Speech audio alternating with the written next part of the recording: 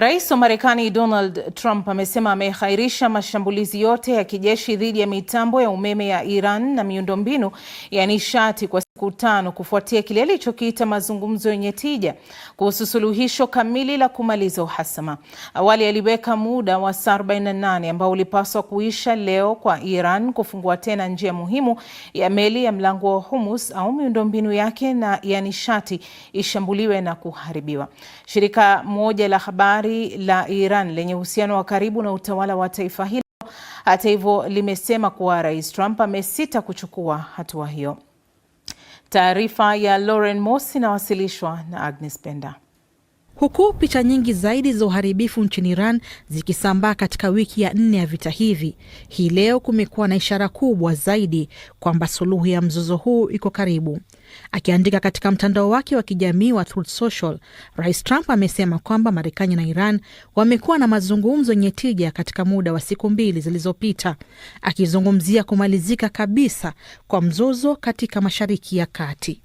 Pia amesema kwamba ameagiza jeshi kuahirisha mashambulizi yoyote dhidi ya vituo vya umeme vya Iran na miundombinu yake ya nishati kwa muda wa siku 5, lakini hili litalingana na kufanikiwa kwa mazungumzo na majadiliano yanayofanyika. Walipiga simu, sikupiga, walinipigia. Wanataka tuwe na makubaliano na tuko tayari kuwa na mkataba. Utakuwa mkataba mzuri na hakutakuwa na vita vingine. Hakutakuwa na silaha za nyuklia tena. Wanakubaliana na hilo. Bila hilo hakutakuwa na makubaliano. Lakini habari kutoka Iran ilikuwa tofauti. Shirika la habari la Fars linalohusiana na jeshi la Iran limemnukuu afisa wa Iran akisema kuwa hakuja kuwa na mawasiliano yoyote ya moja kwa moja wala vinginevyo na Trump, na kwamba baada ya kusikia kuwa Iran inalenga vituo vya nishati magharibi mwa Asia, Trump alisita. Haya yanafanyika baada ya wikendi ya majibizano kuhusu mlango huu wa bahari wa Hormuz ambao hutumika kusafirisha 20% ya mafuta duniani, lakini tangu mwanzoni mwa vita umefungwa na Iran. Donald Trump ameonya kwamba ataharibu mitambo ya umeme ya Iran iwapo mlango huu wa bahari hautafunguliwa ifikapo leo saa 6 usiku. Iran imesema kuwa italenga vituo vya kawi vinavyohusika na Marekani katika Ghuba kama njia ya kulipiza kisasi. Hakuna uhakika kuhusu msimamo wa Israel. Jeshi la Israel linasema limeendeleza mashambulizi yake Tehran leo asubuhi. Ving'ora viliendelea kusikika kote Jerusalem, huku roketi zilizorushwa na Iran zikiharibiwa. Katika muda wa wiki 3, Mashariki ya Kati imehusishwa katika mzozo huu ambao umesababisha viwanda vya kusafisha mafuta na viwanda vya gesi kulengwa na mamilioni ya watu kuachwa bila makao. Hali hiyo ya sintofahamu pia imetatiza soko la nishati kwingineko. Tayari tangazo la rais limeleta afueni kwa bei za gesi na mafuta ambazo zimeanza kushuka. Kama ilivyokuwa tangu mwanzoni mwa vita, hata hivyo, bado kuna maswali mengi kuliko majibu. Sasa kufuatia tangazo la Trump, bei ya mafuta ilishuka sana na mauzo katika soko la hisa duniani na yakapanda mara moja. Bei ya mafuta ghafi ilishuka kwa zaidi ya 10% ingawa ilirudi na kuuzwa kwa takriban dola 100 kwa pipa. Awali mkuu wa shirika la kimataifa la nishati alisema vita vya Marekani na Israel na Iran vimesababisha mgogoro wa mafuta Mashariki ya Kati kuwa mbaya zaidi kuliko ilivyowahi kuwa mara 2 katika miaka 1970. Fatih Birol amesema kufungua tena mlango wa bahari wa Hormuz ndio suluhisho pekee la kutatua mzozo huo. Ndani ya taifa la Iran, watu wamekuwa wakizungumzia uamuzi wa Trump wa kusitisha mashambulizi. Licha ya serikali kukata huduma za interneti, baadhi ya watu wanatafuta njia mbadala za kuingia mitandaoni. Jumbe hizi zilikusanywa na kusomwa na idhaa ya BBC ya Kiajemi. Nadhani hii itakuwa na athari kubwa sana kwa watu wa Iran. Iwe Jamhuri ya Kiislamu itabaki au itagundua kuwa iko kwenye hatua zake za mwisho, itaongeza gharama kubwa kwa watu wa Iran. Je, umeona ujumbe mpya wa Trump? Anatupeleka mbio sana. Nadhani anataka kupa uongozi wa Iran makataa mengine. Ikiwa atafungua mlango wa bahari wa Hormuz, atashambulia kwa sababu anataka kuwashinikiza, ama kwa kuteka kisiwa cha Kaga, au kwa kuwashambulia ardhini. Mwandishi wa BBC wa habari za usalama Frank Gardner huko Doha nchini Qatar na mengi zaidi kuhusu hali hii. Nadhani ukiangalia vizuri, hili ni bao 1-0 dhidi ya Iran, kwa sababu ni wazi Marekani ilikuwa tayari kushambulia mitambo ya umeme ya Iran baada ya saa 6 usiku wa leo.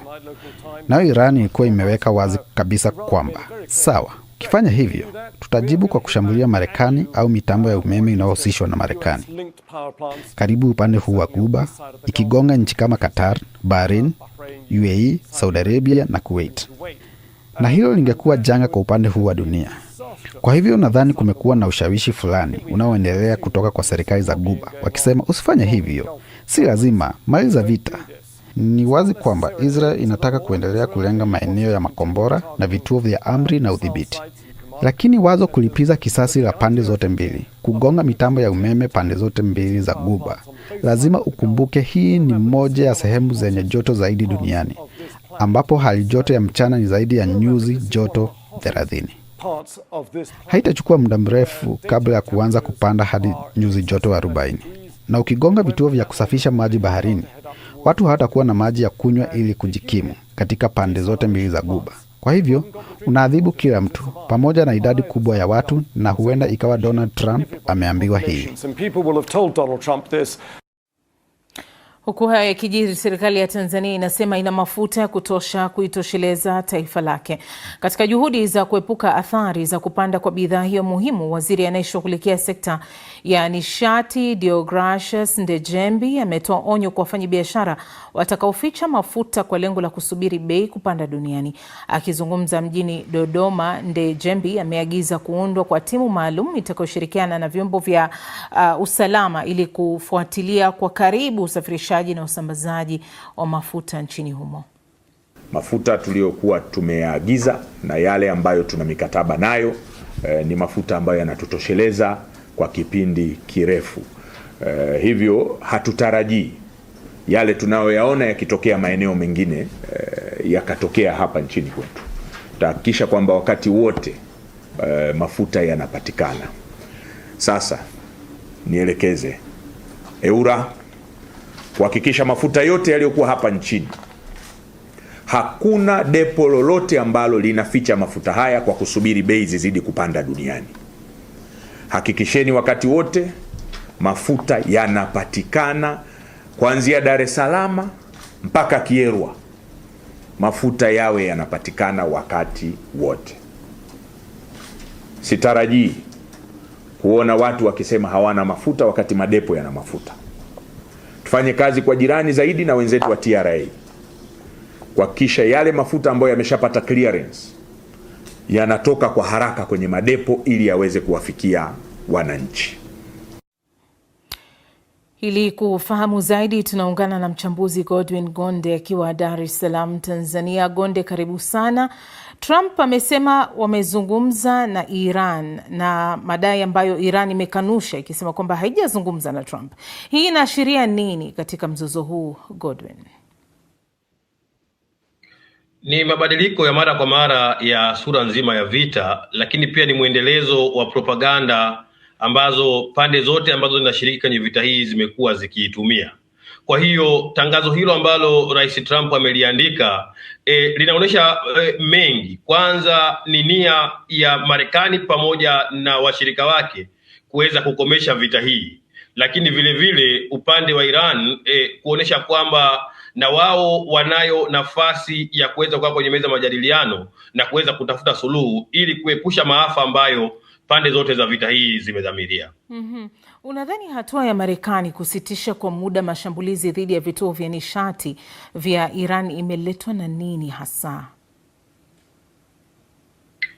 Yapo mengi hapo ambayo yanaweza kaelezea hivyo. Kwanza ni msukumo kutoka kwa mataifa ya Ghuba ambayo yenyewe yamekuwa yakiathirika moja kwa moja na vita hii kwa sababu yanamtegemea Marekani katika ulinzi, lakini vipigo wanavyovipata kutoka Iran vimekuwa ni jambo ambalo linaathiri usalama wao. Lakini vile vile Marekani anakosa ushirika kutoka kwa mataifa ambayo yamekuwa washirika wake, hasa wale ambao kwa ni mataifa ya NATO na mataifa mengi ya Ulaya.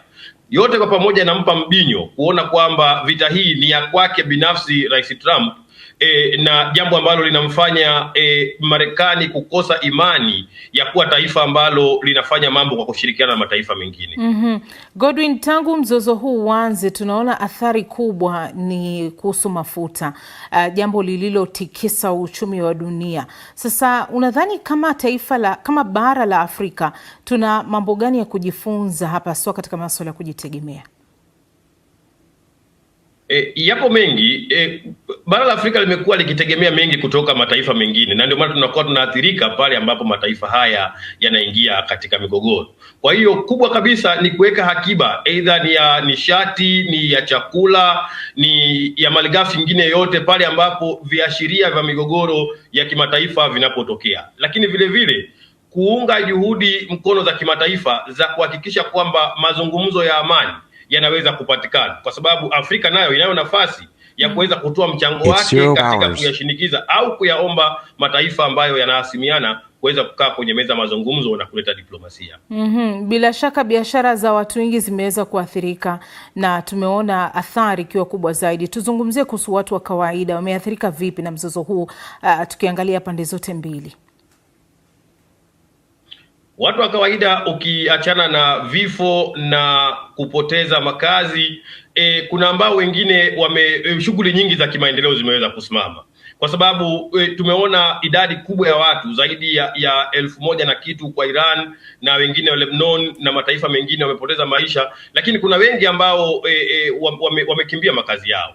Lakini huduma za kawaida za kila siku, shule, masuala mazima ya huduma za kibenki na nyinginezo zimekuwa zikisuasua. Kwa hiyo ni vita ambayo itaathiri si uchumi peke yake, itaathiri maendeleo, itaathiri saikolojia na mambo kadha wa kadha katika pande zote ambazo zinashiriki. Mzozo huu unaweza kumalizika vipi, Godwin? Siku zote tunaamini katika mazungumzo. Sasa mazungumzo yanafanyika katika mtindo gani? Hilo ndio swala ambalo muda utakuja kujibu.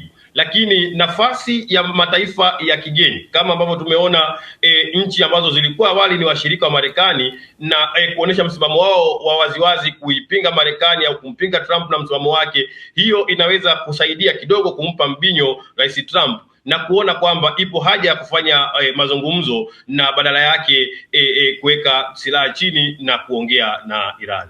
Lakini kwa nini, Godwin, tunaona Rais Trump ana hamu sana ya vita hivi? Ana hamu nayo kwa sababu yeye ni mhafidhina, ni mtu ambaye anaamini katika matumizi ya nguvu, anayeamini kwenye yale ambayo anayahitaji yeye. Sasa umma wa Marekani wengi wamekuwa wakienda kinyume naye, lakini kwa sababu vita hii inampambanua na kumuonesha ni mtu wa namna gani, yeye hulka yake au personality yake inamfanya kufurahia kile ambacho kinatokea. Asante sana Godwin Gonde.